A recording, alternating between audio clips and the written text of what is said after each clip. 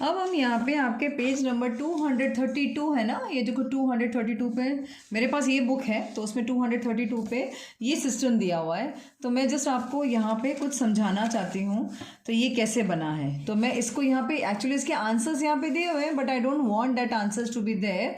ठीक है, अब मैं आपको ये समझाना चाहती हूँ आप कैसे करोगे। वैसे तो आपको पहले 3 वीडियोज़ में समझा चुकी हूँ मैं, but still I want to go ahead with this. अब यहाँ पे इसने फर्स्ट क्वेश्चन बोला है 5 added to Y. 5 added to Y, सबसे पहले 5 एडेड मैंने कैसे सिखाया है इसको बताओ ज़रा, याद करो। 5 एडेड टू, 5 एडेड टू बोला है मतलब किसी में तो 5 प्लस हुआ है। ठीक है, y, तो इसका जो आंसर आया y प्लस 5। ओके, इसका आंसर क्या आया ओहो, इसका आंसर क्या आया y प्लस 5, यानी 5 एडेड टू y का मतलब क्या हुआ, यहाँ पर पहले हमको प्लस 5 लिखना है और इसके बाद y। डायरेक्टली y प्लस 5 मत लिखना, आपको नहीं आने वाला है इसलिए। ठीक है, इसके बाद हम दूसरे नंबर पे आते हैं। दूसरा नंबर हमको क्या बोलता है, 7 सब्ट्रैक्टेड फ्रॉम। अब देखो 7 सब्ट्रैक्टेड फ्रॉम t है ना, तो पहले 7 सब्ट्रैक्टेड फ्रॉम, तो यानी 7 किसी से तो माइनस हो रहा है, ये पता चल रहा है क्योंकि उसने लिखा है 7 सब्ट्रैक्टेड फ्रॉम, तो मैंने -7 लिखा और फिर क्या लिखा है t, तो यानी कि t से माइनस हो रहा है, तो आंसर आया t-7। Okay okay, next question, a multiplied by 10। अब वैसे तो देखा जाए तो a मल्टीप्लाइड बाय 10 क्या होता है, टेक्निकली तो ये ऐसे होना चाहिए, a मल्टीप्लाइड बाय 10, लेकिन ये कंप्लीट आंसर नहीं है, इसको हम लिखते हैं, वो लिखेंगे 10a।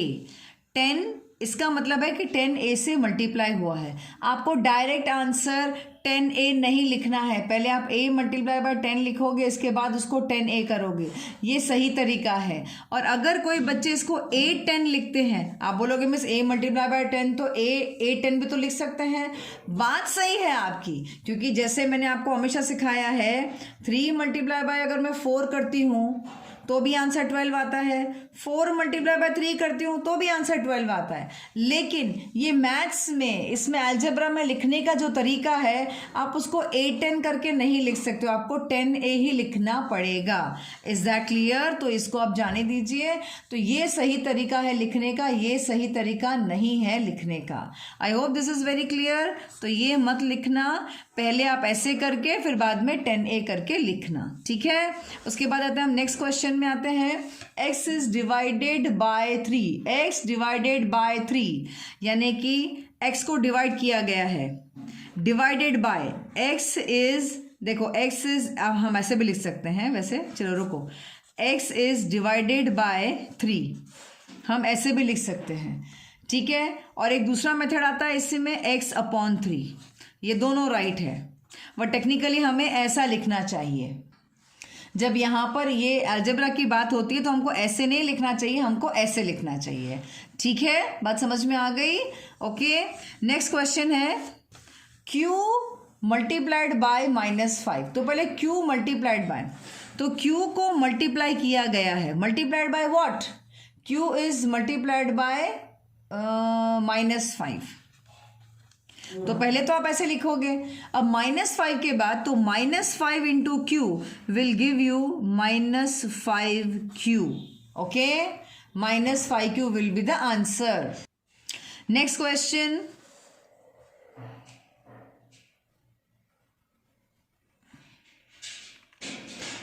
First x multiplied by 3, first x multiplied by 3 यानी कि x को मल्टीप्लाई किया गया है, मल्टीप्लाइड बाय 3, तो इसका जो आंसर आना चाहिए वो आंसर आना चाहिए 3x। अभी भूल से भी आप इसको x3 नहीं लिखोगे, दिस इज रॉन्ग, 3x ही लिखोगे। हमेशा नंबर पहले आता है और वेरिएबल यानी जो x है ये बाद में आएगा या y बाद में आएगा। Is that clear? Okay, next question. Sorry ये एक्चुअली क्वेश्चन खत्म नहीं हुआ है, ये क्वेश्चन एक्चुअली 2 लाइंस का क्वेश्चन है, यहाँ पे ये 2 लाइंस का और ये भी दूसरा वाला 2 लाइन का। तो सॉरी, मैंने सिर्फ यही देखा था, वापस से करते हैं। चलो इसको, फर्स्ट x मल्टीप्लाइड बाय 3। तो पहले तो जैसे मैंने आपको दिखाया, पहले आपके दिमाग में x लिखा है, सॉरी ये x लिखा है, x इज मल्टीप्लाइड बाय 3, और x हमेशा हमेशा हमको यूं ही लिखना है, x मल्टीप्लाइड बाय 3 लिख लिया। फिर इसके बाद तो यानी ये तो बन गया 3x, ये हमको पता चल गया, ठीक है, ये 3x हो गया। अब वो बोल रहा है then 2 added to the product, इसके बाद इसमें 2 ऐड किया गया है इस प्रोडक्ट में, 2 ऐड किया है इस प्रोडक्ट में, मीन्स प्रोडक्ट का मतलब होता है इन दोनों को मल्टीप्लाई करने के बाद जो आंसर आता है उसको प्रोडक्ट कहते हैं। मतलब दुनिया में कोई भी चीज़ को अगर मल्टीप्लाई करो, जो आंसर आता है, जैसे ये आंसर आया, इसको प्रोडक्ट कहेंगे। जैसे एग्जांपल अगर मैं आपको दे दूं, सपोज करो अगर आप 4 3 12 बोलते हो, तो ये जो 12 है ना, ये प्रोडक्ट आता है, तो उसको बोलते हैं। वैसे ही इसको x और 3 को जब मल्टीप्लाई किया 3x आया, ये इसका प्रोडक्ट है। तो अभी इसने बोला है then 2 added to the product, तो अभी इसमें 2 ऐड किया गया, यानी जो इन दोनों का आंसर आया है उसमें 2 ऐड किया गया है, then 2 is added to product, यानी ये जो आंसर आया इसमें 2 ऐड कर दिया गया। तो this is the correct answer. Is that clear? Next question है फर्स्ट y मल्टीप्लाइड बाय 2। तो पहले y को 2 से अगर मल्टीप्लाई करते हैं तो हमारा आंसर आता है 2y, ठीक है। उसके बाद लिखा है then 5 subtracted from the product, यानी कि तो पहले 2y को पहले लिखो, इसके बाद लिखा है then 5 subtracted from the product, यानी ये जो आंसर है इसमें से आप -5 करेंगे, तो 2y - 5 आपको आंसर मिल गया। This is the main answer. So देखो आपको इसके बाजू में एक्चुअली आंसर्स दिए गए हैं, और जो मैंने निकाला है वो भी ये सारे के सारे सेम ही आंसर्स हैं। I hope this is very much clear to you. तो यानी कभी ऐसा दिया जाएगा, ऐसे क्वेश्चन दिए जाएंगे तो आपको ऐसे बनाना है, और कभी आपको ऐसे क्वेश्चन दिए जाएंगे तो आपको ऐसे बनाना है। ओके, तो दोनों तरीके से आना चाहिए आपको। अब अगर मैं आपको ये बताऊं तो ये सेम इसी तरह का जो क्वेश्चन है वो आपको 11.3 में क्वेश्चन नंबर 5 है, क्वेश्चन नंबर 5 है, ठीक है। तो ये क्वेश्चन नंबर 5 इसी का ही, देखो क्वेश्चन नंबर 5 दिया हुआ, ये पूरा का पूरा ये 11.3 में सेम का सेम है, ठीक है। अब हम आते हैं इस क्वेश्चन पे, ये मतलब नीचे दिया हुआ है आपका पेज नंबर 232 पे, 232 पे पेज नंबर पे दिया हुआ है। अब ये जो हमको चीज़ दी गई है दिस वन, इसको अभी हमको ये दिया गया और ये बनाना है। तो चलो मैं पहले इसमें करने की कोशिश करती हूँ। 12 सब्ट्रैक्टेड फ्रॉम, यानी कि पहले तो -12 कर दो, क्योंकि 12 किसी से माइनस हो रहा है, फ्रॉम z। अब z को ऐसे मत लिखना, ऐसे कर देना, बिकॉज z और कभी कभी 2 सेम लगता है, इसलिए z को हमेशा कर्सिव में ऐसे लिख देना, ठीक है। तो बन गया z - 12। ओके, नेक्स्ट क्वेश्चन पे आते हैं हम लोग। नेक्स्ट क्वेश्चन बी वाला बोलता है 25 एडेड टू r। तो पहले 25 इज एडेड, यानी 25 को ऐड किया गया किसी में, तो प्लस कर दो, +25 कर दो, टू r यानी r में प्लस किया गया, तो मेन आंसर आया है r + 25। Is that clear? तो this is your correct answer. बस ये बनाना कैसा है मैं वो सिखा रही हूँ, पहले कौन सा नंबर लिखना है, कौन सा साइन डालना है, सब वो सिखा रहे हैं, ठीक है। इसके बाद आपको आता है p मल्टीप्लाइड बाय 16। अब यहाँ पे p को मल्टीप्लाई किया गया 16 से, तो यानी कि यहाँ पर अगर आप देखो, मैंने आपको सिखाया p इज मल्टीप्लाइड बाय 16, पहले आप ऐसे लिखो, लेकिन एक्चुअली इसका आंसर क्या आता है, इसका आंसर लिखेंगे हम 16p, यही सही तरीका है। अगर आपने p 16 लिखा है तो दिस इज रॉन्ग, पहले नंबर आएगा और फिर ये वेरिएबल p आएगा, ठीक है। इसके बाद हम नेक्स्ट पे आते हैं। नेक्स्ट वाला हमको क्या बोल रहा है, y divided by 8। y divided by 8 means actually तो आपको ये पता है कि y को डिवाइड किया है 8 से, लेकिन आप इसको लिखने का तरीका कैसे, इस सेंटेंस इस लेसन में y/8 आ जाएगा। Is that clear? फिर इसके बाद आता है m मल्टीप्लाइड बाय -9। अब m को मल्टीप्लाई किया -9 से, तो यानी वैसे m को मल्टीप्लाई किया है -9 के साथ में। अब माइनस जहां पर भी हो तो वहां ब्रैकेट जरूर लगाइएगा, ठीक है, तब वो क्वेश्चन जो दिखता है उसमें क्लैरिटी ज्यादा आती है। अब m और 9 में तो इसका जो आंसर आना चाहिए -9m। ओके, क्या जाएगा -9m। I hope this is very clear to you, ठीक है। इसके बाद हम नेक्स्ट में आगे बढ़ते हैं। नेक्स्ट वाला जो बोल रहा है that is y multiplied by 10 and then 7 added to the product।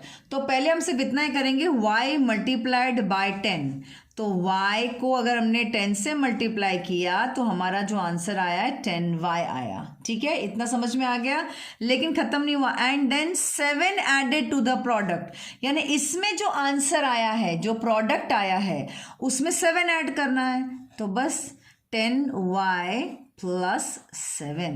Is that clear? हो गया आंसर। नेक्स्ट क्वेश्चन हम करेंगे n multiplied by 2। n multiplied by 2, तो पहले n को अगर हम 2 से मल्टीप्लाई करें तो हमारा आंसर क्या आता है 2n। आप डायरेक्ट 2n करने की कोशिश मत करना, पहले ऐसे रफ में लिखना, उसको समझना, फिर 2n लिखना। And 1 subtracted from the product, यानी कि ये जो आंसर आया है 2n, ये जो प्रोडक्ट आया है उसमें से आप -1 करेंगे, क्योंकि उसने लिखा है 1 सब्ट्रैक्टेड, 1 को माइनस किया गया है from the product, and this is the answer. ये सारे आंसर्स यहाँ पे दिए गए हैं, ठीक है, सारे के सारे आंसर्स दिए गए हैं आपके पास में। So I hope this is very much clear to you कि ये सम्स कैसे करना है। अब ये सेम चीज यहाँ पे आपको 11.3 में क्वेश्चन नंबर 4 दिया हुआ है, पूरा का पूरा आप खुद कर सकते हैं। अब हम 11.3 का जो क्वेश्चन नंबर 4 है पहले वो करने की कोशिश करते हैं, ठीक है। यहाँ पे जो हमको आंसर दिया है, let us see that 7 added to p। तो पहले 7 किसी पे ऐड किया गया है, एडेड टू यानी किसी में ऐड किया गया है, किस पे, p पे, तो ये इसका आंसर है p + 7, ठीक है।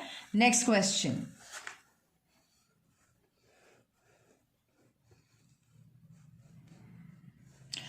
क्वेश्चन, बोलता है p मल्टीप्लाइड बाय 7।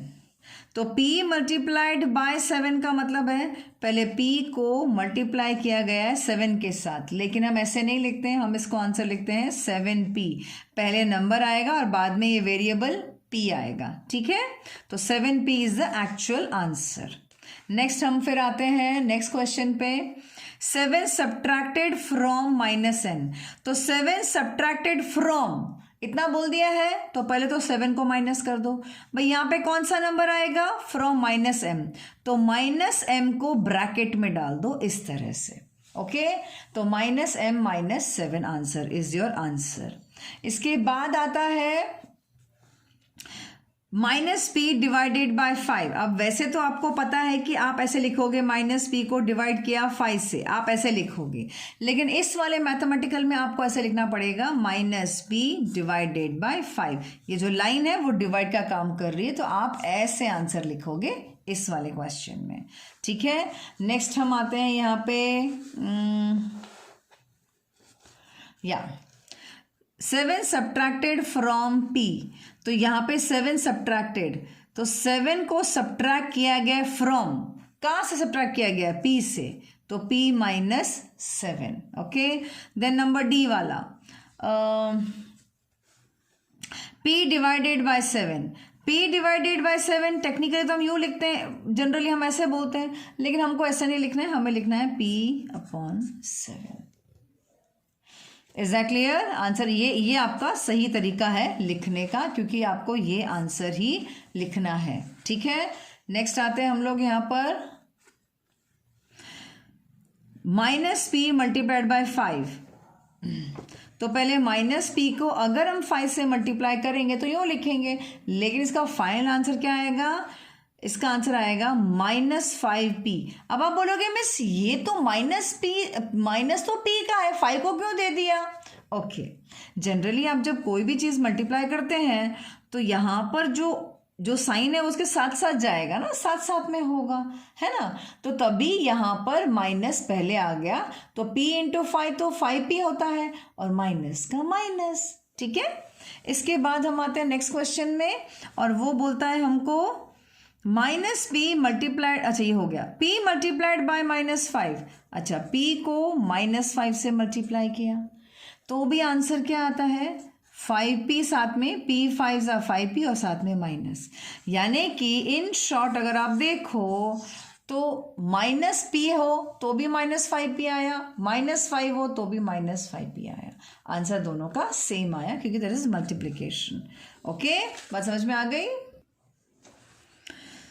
अब यहाँ पर नेक्स्ट मैंने पेज टर्न कर दिया, क्वेश्चन नंबर 5 की बात हो रही है, इधर क्वेश्चन नंबर 5 की बात हो रही है, give the expressions in the following cases. तो चलो हम ये भी कर लेते हैं अभी।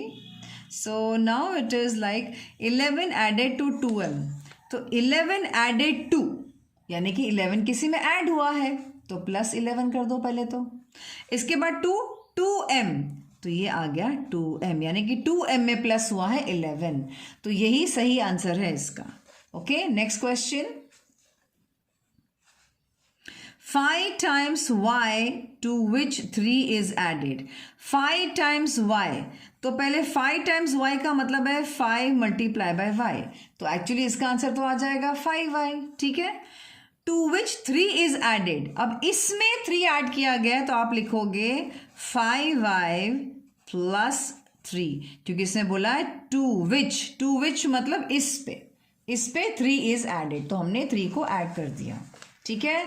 इसके बाद हम आते हैं यहाँ पर y इज मल्टीप्लाइड बाय -8, अभी कितना इजी है ये, तो y को मल्टीप्लाई किया गया है -8 के साथ, जहाँ पर भी माइनस है उसको ब्रैकेट में डाल दो।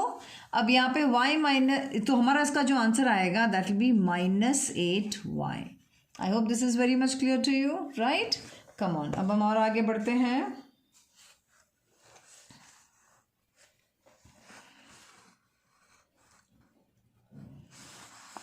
हाँ, यहाँ पे 2 सम्स रह गए हैं।